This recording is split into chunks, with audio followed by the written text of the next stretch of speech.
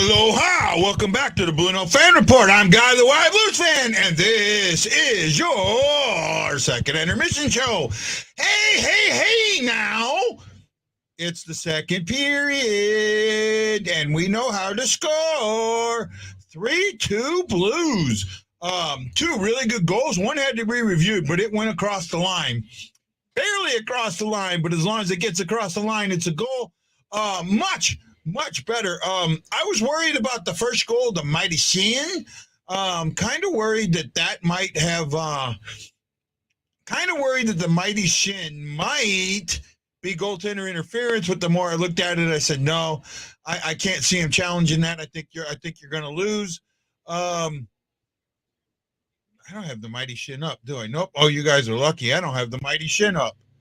Otherwise, you'd have to watch the Mighty Schenn, but I don't have it up. What's going on, Guy? Why don't you have the Mighty Schenn up? I don't have the Mighty Schenn up, Ashley. Oh no, you're slack-a-lacking. Yeah, I am, right? I thought it was already downloaded, but I guess it's not. I got to find the Mighty Schenn again. Right? That's always a good one, right? Yeah. No, I thought the Mighty Schenn goal, I thought that one might have been goaltender interference. I was a little worried about that. However, nah, it wasn't. So, once I got a better look at it, I knew it wasn't. Where are we at? Now I can't find where I'm at. What's going on here?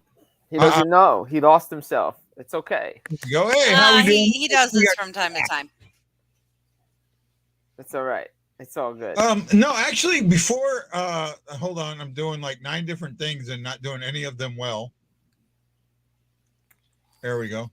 Okay, so I want to get back to that first or the second goal of the game, right? A lot of people were saying that, all these things happen or different things happen, right?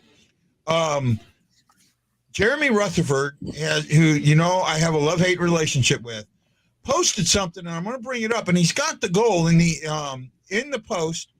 He says, Kyrou, no pressure on Servicing. Tarasenko, whiff check on McLeod. Bortuzzo, flat-footed at blue line. Thomas starts skating late. Scandella, no help, weak side. Bennington can't make the save. I think all of those are accurate, and we'll watch this goal right here. I think you guys can see it, right? Yeah, we got to blow it up a little bit. Yeah, let's see if I can blow it up a little bit. Just a second. There we go. That should be better, right?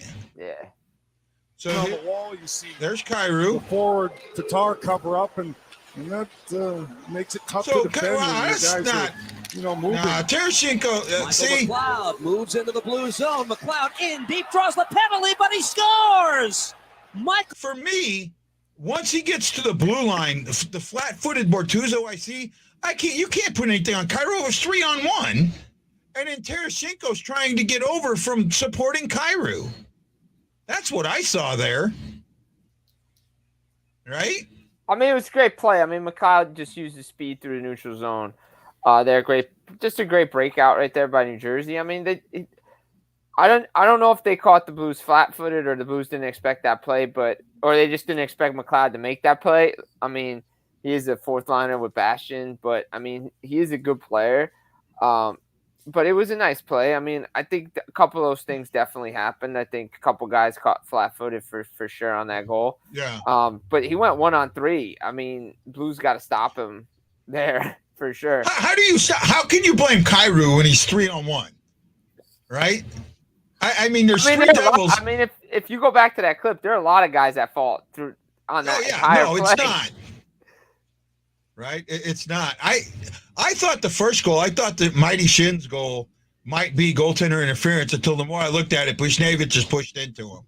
Yeah, right? No goalie interference for sure. Right. Let me see. I'm trying to get things up. So this is for Jersey. The difference between 19 Bennington and this year's Bennington is the forechecking. The Blues spent like 6 minutes less in the D zone in 19 compared to this year. And that's an important that's actually a really important thing there. We do spend a lot more time in the defensive zone than we did in the other parts. I seen that. It's the Penguin goal all over the goal, or the Penguin game. Yeah, that I don't know. I don't think this was the Penguin game so much. Off topic, Duncan Key had a wakey moment tonight in a game. Yeah, Carmen. You know, Greg, I seen that, and look, man, I can't. When a guy gets hit like that, I can't do the wakey, man. That just doesn't work for me, right?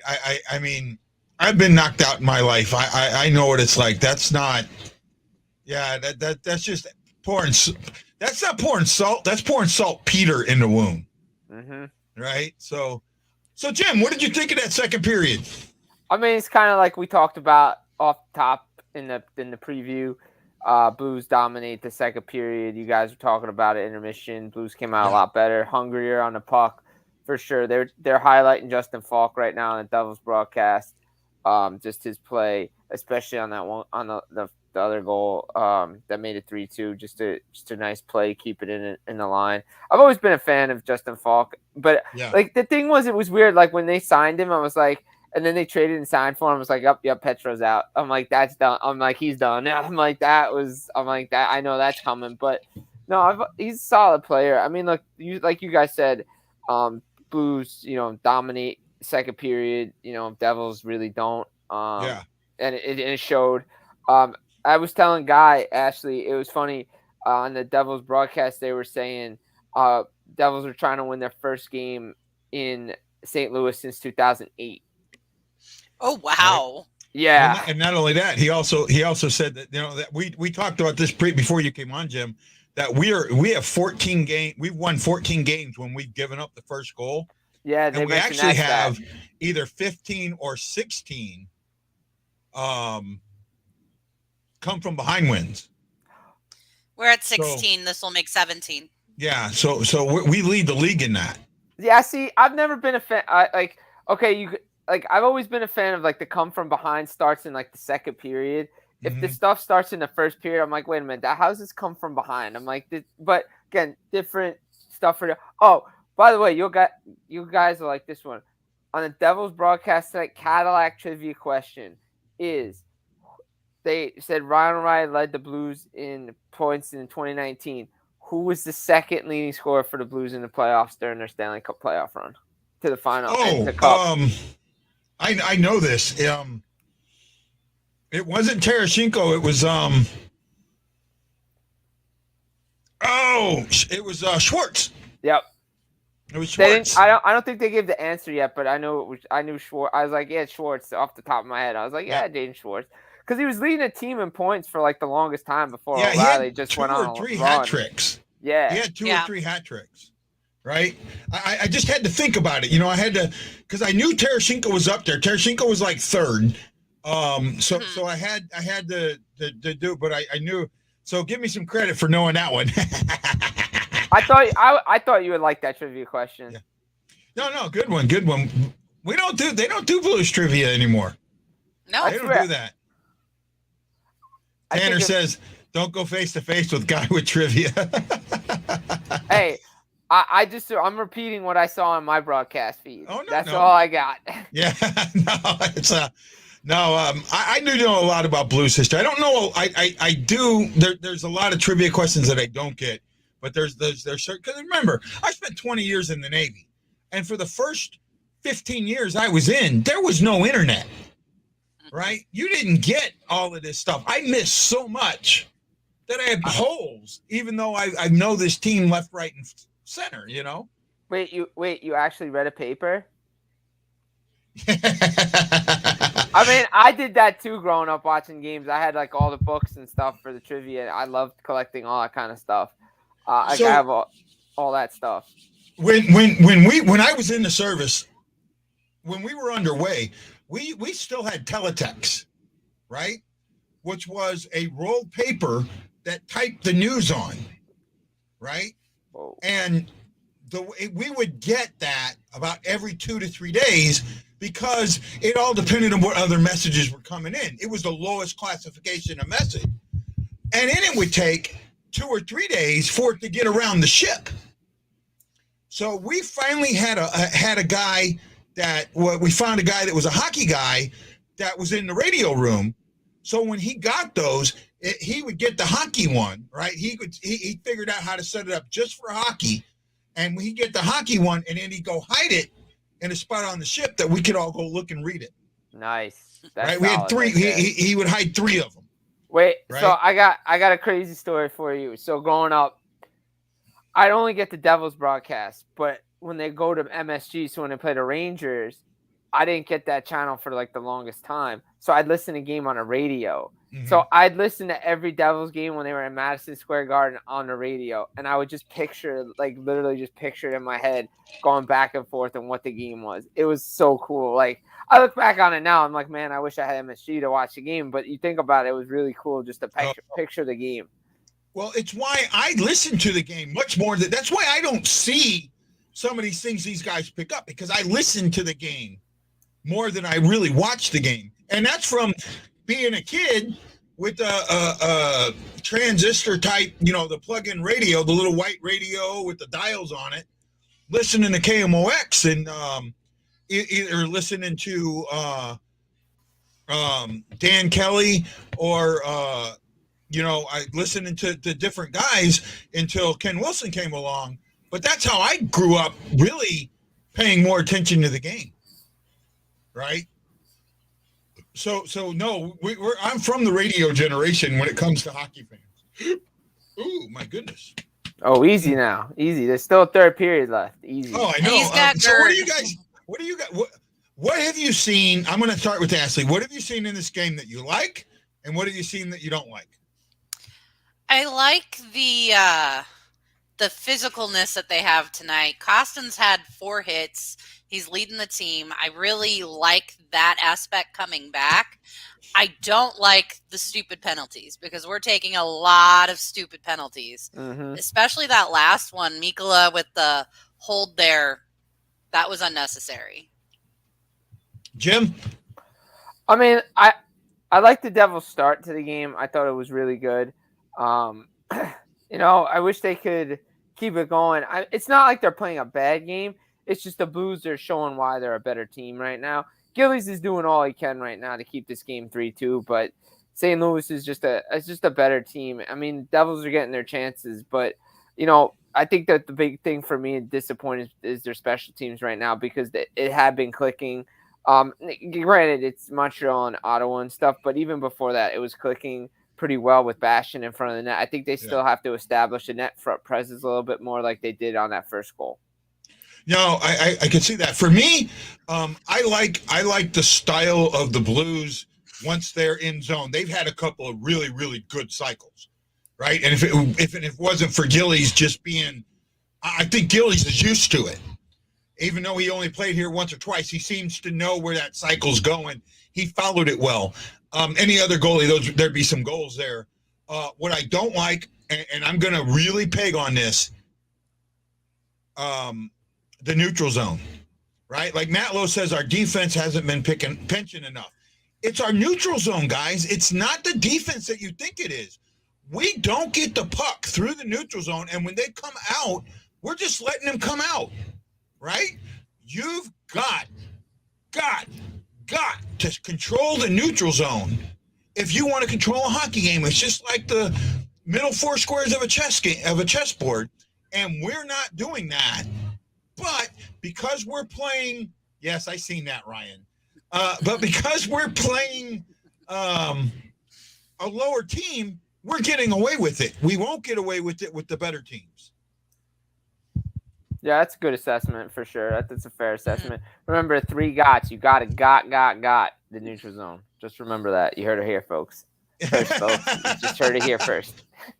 You gotta have some fun. Of course. No, but I talk about the neutral zone a lot, and I get blown up. I get blown off. Oh, guy, you're not right. No. No, it's not the neutral zone. We're fine in the neutral zone, and we're not, and we haven't been for years. Go back to the last couple Stanley Cup champions. I'll just make this quick note on the neutral zone. Yeah. People say neutral zone trap, this, that, and other thing. The teams that won the cup play a style similar that one with the neutral zone trap. It's a different form of it, but Tampa did it. St. Louis did it in 19. Washington did a little bit in 18.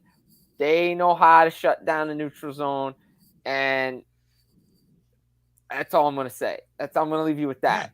Yeah. No, and I even brought this up I brought this up yesterday. The last 6 teams, or the last 5 teams that have been in the Stanley Cup Finals, first of all, made no moves at the trade deadline, right?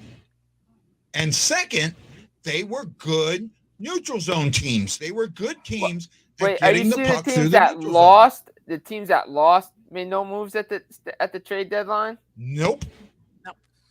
The teams that lost, because I know Tampa made multiple moves at back-to-back trade deadlines to win the cup. No, they made them like not at the deadline, but before the deadline. The week before, I don't think they made any moves the week before the trade deadline. I gotta go back on that Coleman deal during the first cup run, because I thought that was like a day or two before the deadline. It was the day before the deadline. They made that. Okay, I'd have to go back, but I know the Blues didn't make a move. I know Boston didn't make a move. I know Dallas didn't make a move, and I'm pretty sure Montreal didn't make a move. Yeah, I don't think Montreal made. I don't think there were a lot of moves last year. There was like a lot of just little movement. Yeah. So last year had a lot to do with the travel and all of that. But yep.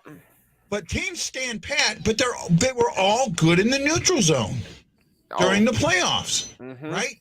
80% of your goals, 80% of the goals scored come through the neutral zone. Are set up in the neutral zone. How you get through the neutral zone, your zone entry, your passes, how you get down in there. And the Blues during 19 were a very good dump and chase team. I had seen my buddy Devin had put, we're not playing our style of hockey. Devin, what we played in 19 is no longer works. The heavy game no longer works. You cannot play that game anymore. You have to play a much more finesse style, move the puck to make things happen. And that's what we're doing. And that's why we're a good team. We just need to be a better team, especially in the neutral zone. Agree with that. I think that's where the Devils are failing tonight. The 2 goals that they've gotten are one of the second goal they got. That was, look at the neutral zone. Look at what they did through the neutral zone. Once he gets past Tarasenko, he's gone. He's free right up to the blue line. No, and then Bortuzzo's not there to stop him. So all that speed in the neutral zone led to that goal. And you look at all the Blues goals, the neutral zone led to either a cycle or a good movement of the puck. Everything that they did through the neutral zone, I think all 3 of the Blues goals came because of neutral zone. And we're talking right through the game. Okay, guys, we'll see you at the post-game show. Thank you. I went right through this one.